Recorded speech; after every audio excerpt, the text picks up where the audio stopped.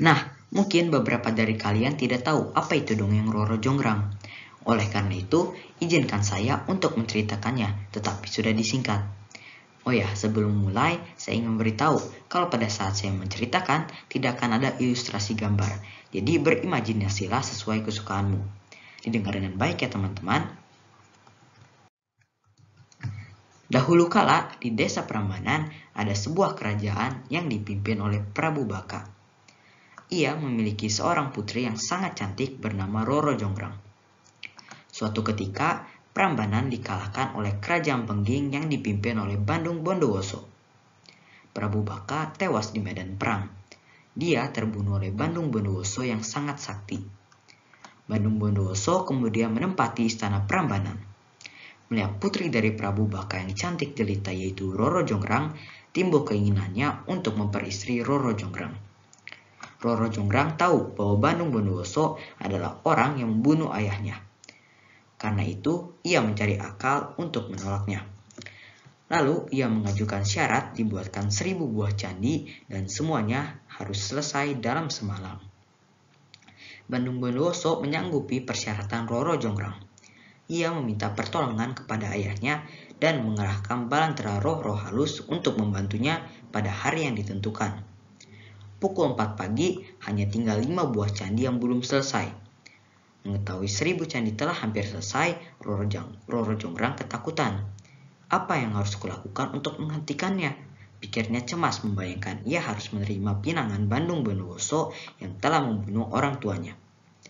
Akhirnya, ia pergi membangunkan gadis-gadis di desa Prambanan dan memerintahkan untuk menghidupkan obor-obor dan membakar jerami, memukulkan alu pada lesung, dan menaburkan bunga-bunga yang harum. Suasana saat itu menjadi terang dan riuh. Semburat merah memancar di langit dengan seketika. Ayam jantan pun berkokok bersaut-sautan. Mendengar suara itu, para roh halus segera meninggalkan pekerjaan. Mereka menyangka hari telah pagi dan matahari akan segera terbit. Pada saat itu hanya tinggal satu sebuah candi yang belum dibuat. Bandung Bondowoso sangat terkejut dan marah menyadari usahanya telah digagalkan. Dalam amarahnya, Bandung Bondowoso mengutuk Roro Jonggrang menjadi sebuah arca untuk melengkapi sebuah buah candi yang belum selesai.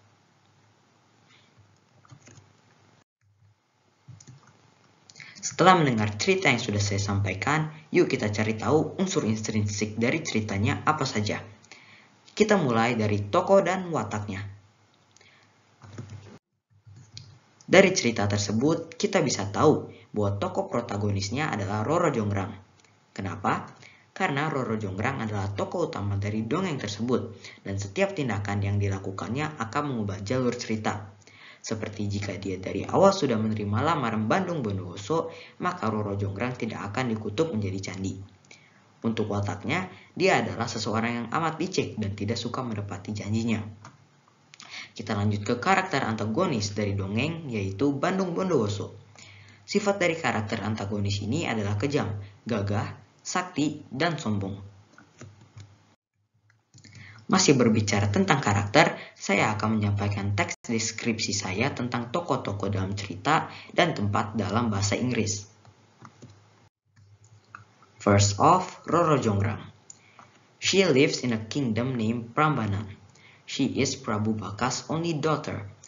Prabu Baka is the king of Prambanan, and he is a sacred giant. Even though Prabu Baka is a giant, his daughter Roro Jonggrang is so amazingly beautiful. Prabu Baka loves her a lot and gives her his sacred power. Roro Jonggrang is sly like a fox. She broke her promise to Bandung Bondowoso. Next, Bandung Bondowoso. He lives in a kingdom that is a rival of Kingdom of Prambanan, Kingdom Pengging. He is a sacred knight of Kingdom Pengging named Bondowoso. Bondowoso's sacred power comes from his sword, and it's called Bandung. He killed Prabu Baka, king of Prambanan. He died in his sword. After that, people called him Bandung Bondowoso. He liked to order people to do things he wants, and he is a cruel individual as well. And for the place description, it's Prambanan Temple. Roro Jonggrang Temple, or usually known as Prambanan Temple, is the largest Hindu temple in Indonesia and the second largest in Southeast Asia after Angkor Wat.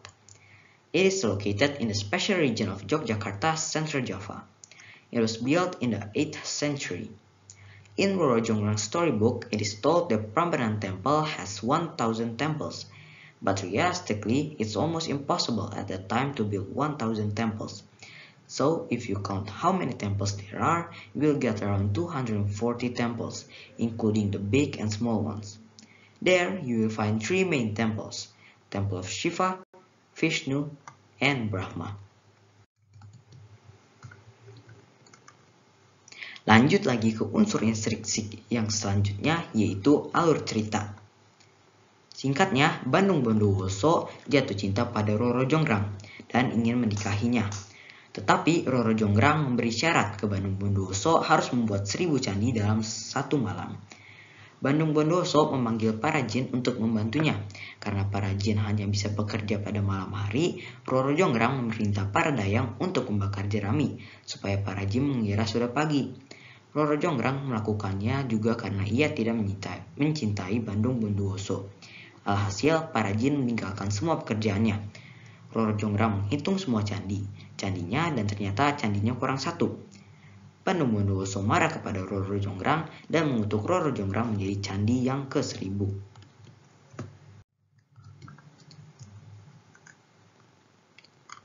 Nah, ke unsur instruksi yang terakhir yaitu amanat. Untuk amanatnya, kita harus menepati janji yang sudah kita berikan pada seseorang dan tidak boleh berbuat licik atau curang supaya janji itu tidak terpenuhi. Kira-kira nilai positif apa ya yang bisa kita ambil dari cerita tadi? Menurut saya, jika kita sudah berjanji, kita harus menepati janji tersebut. Karena jika kita melanggar janji kita, orang lain bisa marah, tidak berteman dengan kita, atau lebih parah tidak mempercayai kita lagi. Dan untuk mendapatkan kepercayaan tersebut lagi akan sangat sulit. Sama saja seperti berteman. Jika kita sudah berbohong atau melanggar janji kita, teman kita akan menjadi susah mempercayai kita lagi. Saya beruntung, karena di lingkungan saya mendapat banyak teman dan sahabat yang baik. Oleh karena itu, yuk kita bahas sifat baik dari teman dan sahabat saya. Pertama-tama dari teman. Dia itu orang yang sangat baik. Jika saya minta pertolongan, pasti akan dibantu. Lalu menjelaskan caranya jika saya kesulitan. Dan dia selalu memegang perkataannya. Lalu, sahabat saya. Menurut saya, dia adalah orang yang sangat baik, murah hati, tidak melebih-lebihkan masalah yang sudah terjadi, memiliki pengetahuan tentang komputer yang hebat. Jadi saya sering bertanya kepadanya dan dia selalu menjawab dan menjelaskannya. Jika dia sudah berjanji, saya yakin dia akan melakukannya. Dan tentu saya juga harus mengambil pesan untuk diriku sendiri, yaitu berusaha untuk menepati janji yang sudah kubuat, tidak berbuat licik untuk menghindari janji tersebut, supaya dipercaya dan selalu berusaha untuk menolong teman dan sahabat yang kesulitan. Nah, seperti yang sudah saya bilang tadi di awal, bahwa cerita Roro Jonggrang berasal dari daerah Yogyakarta. Yogyakarta sangat kaya akan budayanya. Yuk kita bahas sedikit. Yogyakarta memiliki nama resmi Daerah Istimewa Yogyakarta atau DIY. Mungkin kalian belum tahu, tapi ternyata daerah ini merupakan provinsi tertua kedua di Indonesia loh. Yogyakarta memiliki kewenangan khusus untuk mengatur dan mengurus wilayahnya sendiri. Istimewa ya, seperti namanya. Yogyakarta disebut sebagai Kesultanan Yogyakarta Hadiningrat, dengan sultan sebagai kepala pemerintahan yang bisa dibilang setara dengan gubernur. Sangat menarik bukan? Yogyakarta punya banyak sekali tradisi yang unik. Contohnya seperti upacara sekaten.